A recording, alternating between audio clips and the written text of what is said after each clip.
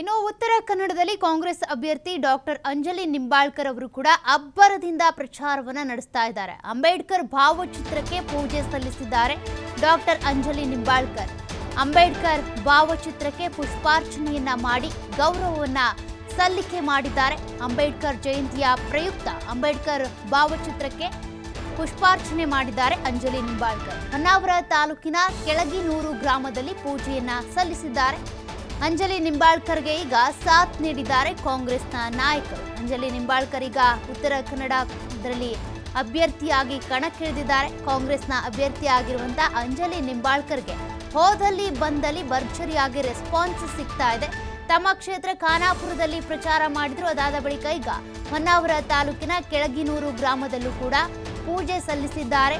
ಅಂಬೇಡ್ಕರ್ ಫೋಟೋಕ್ಕೆ ಮಾಲೆಯನ್ನ ಹಾಕುವ ಮೂಲಕ ಪುಷ್ಪಾರ್ಚನೆ ಮಾಡುವ ಮೂಲಕ ಒಂದಷ್ಟು ಮತ ಭೇಟಿಗೆ ಇಳಿದಿದ್ದಾರೆ ಅಂಜಲಿ ನಿಂಬಾಳ್ಕರ್ ಅವರು. ಅಂಬೇಡ್ಕರ್ ಜಯಂತಿಯ ಪ್ರಯುಕ್ತ ಅಂಬೇಡ್ಕರ್ ಅವರ ಭಾವಚಿತ್ರಕ್ಕೆ ಹೂವನ್ನ ಸಲ್ಲಿಕೆ ಮಾಡಿದ್ದಾರೆ, ಪೂಜೆಯನ್ನ ಮಾಡಿದ್ದಾರೆ. ಅದಾದ ಬಳಿಕ ಮತ ಭೇಟಿಗೆ ಇಳಿದಿದ್ದಾರೆ.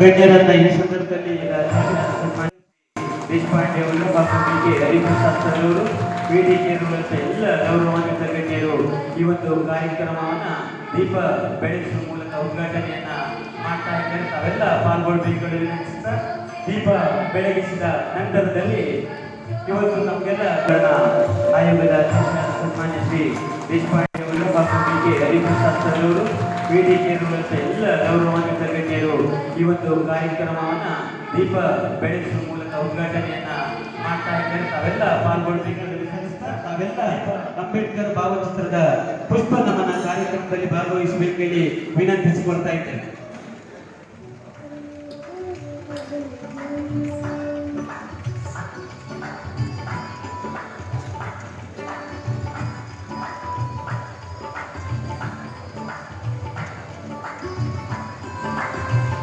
ಗಣ್ಯರನ್ನ ಈ ಸಂದರ್ಭದಲ್ಲಿ ಅಭಿನಂದನೆಗಳನ್ನು ಸಲ್ಲಿಸ್ತಾ, ತಾವೆಲ್ಲ ಅಂಬೇಡ್ಕರ್ ಭಾವಚಿತ್ರದ ಪುಷ್ಪ ನಮನ ಕಾರ್ಯಕ್ರಮದಲ್ಲಿ ಭಾಗವಹಿಸಬೇಕು.